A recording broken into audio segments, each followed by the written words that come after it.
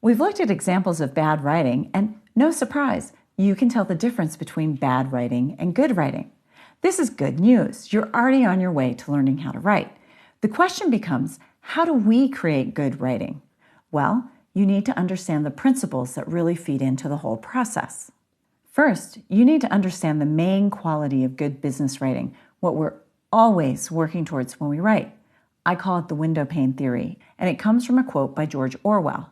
He's famous for writing the classic books 1984 and Animal Farm. Orwell said, "Good writing is a windowpane." What does this mean for our course and for your writing? Well, let's think about a windowpane and what a windowpane does. First of all, a windowpane is something that we see through, right? A dirty windowpane can't do its job. If it's too dirty to see through, it loses its function. You have to work to see beyond it. Ironically enough, if you can see the windowpane, that's when it's not working. If you can see the windowpane, it's dirty. It obscures what you're supposed to see, which is the view beyond it. A good windowpane, in other words, is invisible. Or to put it another way, it's perfectly clear. We don't even notice a good, clean windowpane when we're looking at the view. That's exactly what we're working towards when we write a business document. We want our writing, the words and sentences on the page, to virtually disappear for our reader. We don't want our writing to be obvious to our audience. Our writing should be transparent. It should be the windowpane that the landscape of our ideas bursts through in all its glory for our readers. This is the number one principle of good writing, and it's really very simple. Clarity above all.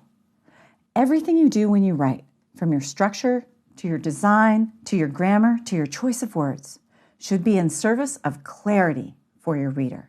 And you know, Quentin, it's exactly the same with graphic design. When we over-design, it clouds our message, and it makes it harder for our audience to understand what it is we're trying to say. Bad writing calls attention to bad writing, and bad design calls attention to bad design. It's all the same. You can begin working on the concept of clarity right now. Next time you write an email or memo, look at every sentence and just ask yourself, have I been as clear as possible? Cut extra words, add bullet points for your list to make them easier to read, and start to really craft your writing so that it's clear. You'll find that things start to really fall into place for you as a writer with just this simple principle. In the next video, we'll cover the corollary to clarity above all, which is waste no time. By waste no time, I don't mean that you shouldn't take time to write well. I mean that you should be taking the time to create an efficient reading experience for your audience. In the next video, we're going to talk about why this is so important.